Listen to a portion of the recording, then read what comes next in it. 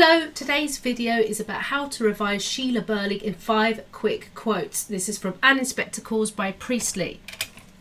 I'm Zoe Sophie from Past English GCSE. You can check out my channel on YouTube under the same name and see all my videos on An in Spectacles.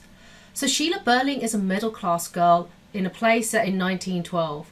Her mother, arguably upper middle class, husband social superior, her father a prosperous manufacturer. She is the result of that marriage and therefore she is privileged.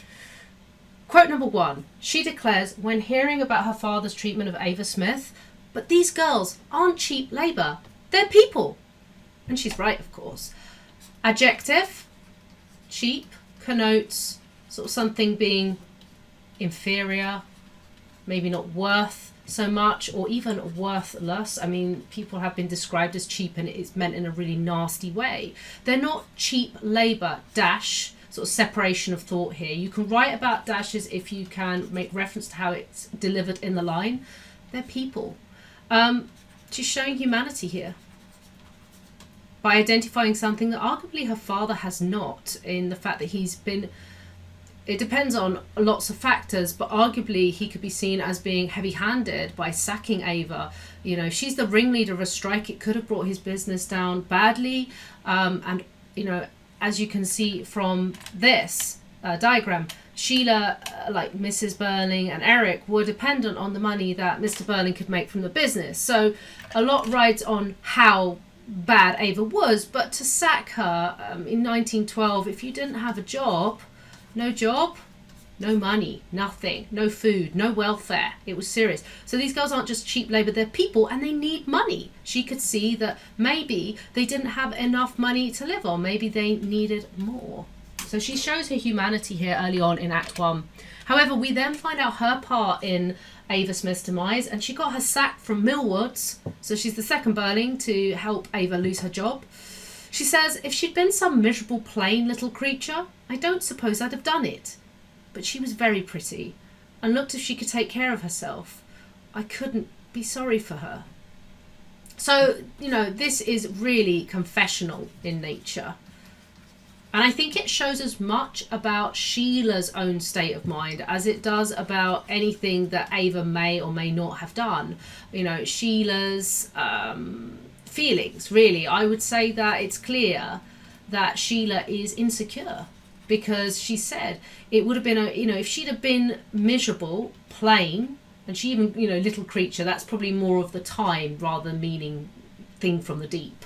But negative adjectives here. If she hadn't been attractive, I wouldn't have been bothered by the fact that she looked better than me. Now, this is maybe around the time that Gerald Croft is ignoring Sheila, but feeding into this insecurity. It doesn't justify what she's done, of course, but you can see these, miserable, I wouldn't have done it, but she was very, intensifier there. Very pretty, and it kind of implies from that intensifier to make more of something, the adjective pretty. She was everything I wasn't. There's real insecurity. She looked as if she could take care of herself. Well, how can you make that value judgment? We don't know, but she's done it. It's a value judgment.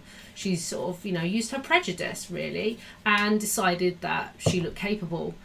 I couldn't be sorry for her at the time. Now look at the tense here. I couldn't. All right, it's past tense. Doesn't mean she's not sorry now.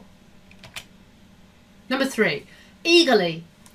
I know I'm to blame and I'm desperately sorry, but I won't believe it's simply my fault that in the end she committed suicide.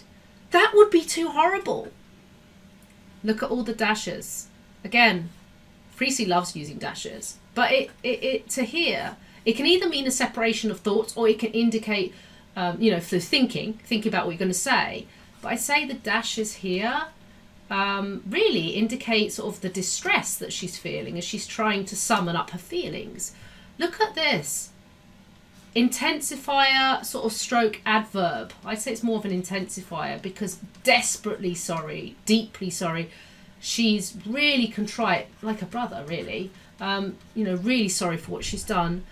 I can't believe it's simply my fault. Well, it's not. It's cumulative, isn't it? Arguably, it's a collection of events that pushed Ava over the edge. And Ava was the one that killed Ava. Ultimately, she drank the disinfectant. However, she's not helped.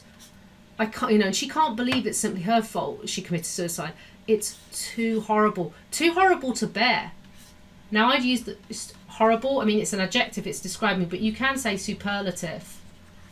Because too and horrible, it's the most extreme form of adjective, followed by a dash, which could indicate either an interruption or sort of have thoughts. The way that this is reading with all these dashes, an actor would be delivering this such to indicate, like there's another one, the complete distress that she feels through the dashes, the intensifier and superlative together combined to, denote her contrition. 3, slowly, carefully now. You mustn't try to build up a kind of wall between us and that girl. If you do, then the inspector will just break it down, and it'll be all the worse when he does. Now, she's addressing her family. Adverbs in the stage directions here. How she's delivering that line, and I tried to sort of do that when I was reading it out. You could hear I slowed down. You've got the metaphor of the wall. Okay, sort of us and them mentality. That's what she's saying. Don't do that. Don't build up a wall. We're all people. We're all the same. Between us and that girl. See, it still calls her that girl, though, even though she's sorry. Doesn't calls her, she doesn't use her name. If you do, the inspector will just break it down. Again, that extended metaphor there. You make a wall, he'll break it down, because that's what he does. He inspects the family and their morality. And it'll be all the worse when he does. Okay, so keyword worse there, worse than, so that's a comparative, isn't it? It's an adjective that's comparing. It'll be worse than before when he does, and there's a degree of certainty in this phrase here. He will break it down and you will suffer, so you better be sorry. There's an element here of her being, depends how it's portrayed on the stage. I've seen various, that's very red, I'll write it down here. I've seen various depictions of this. She can appear as contrite. She can also appear as very moralising and didactic. And she's almost an extension of the inspector. And the inspector is Priestley's mouthpiece. Depends how you play it. Depends how militant she comes across in this. Last one. I tell you, whoever that inspector was, it was anything but a joke. You knew it then. You began to learn something and now you've stopped. You're ready to go on in the same old way. Again, this quote is didactic in nature. It's teaching, it's a morality play. You began to learn something. Look at the verb, learn. Learn your lesson, be a better person. Okay, that links to it being a morality play. I talk about this more in the context video that I've made.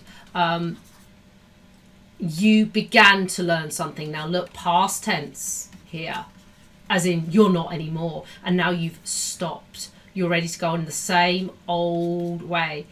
If you get a question on the theme of the generations, I would say it picks up on this, the older generation versus the new generation.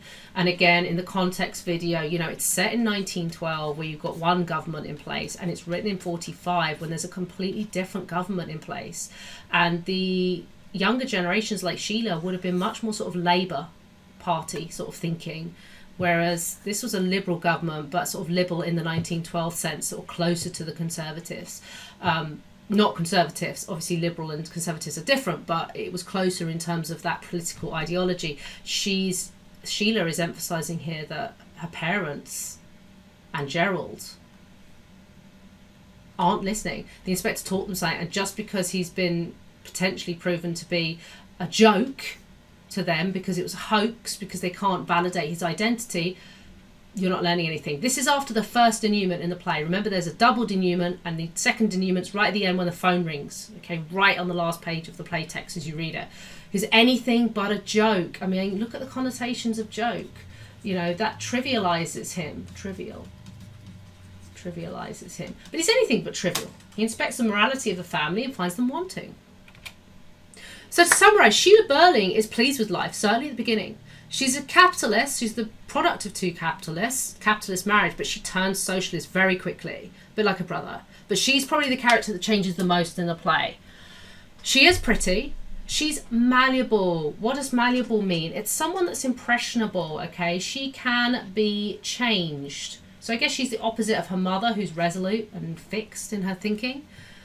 She's like a brother. She's sorry. She's middle class. She's very emotional. She's not got the instability of Eric, but she is emotional. And she is honest. She's very direct about her part in things. I'd probably say she's one of the most, if not the most honest character in the play. I cannot think of a part here where she lies. I hope that's helpful.